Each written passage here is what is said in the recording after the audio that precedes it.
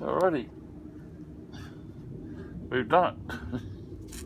You can see the waterproof compound drying there. It's already dried part of it, and I've got 2 screws in, so they're down, the concrete screws, and all treated, painted, 2 coats of paint, 1 coat of compound, and the other post has got compound on it too. Now, after it's stuffed it, there we are. So, all done for today. Onward. Thanks for viewing, guys. Catch you again soon. See ya.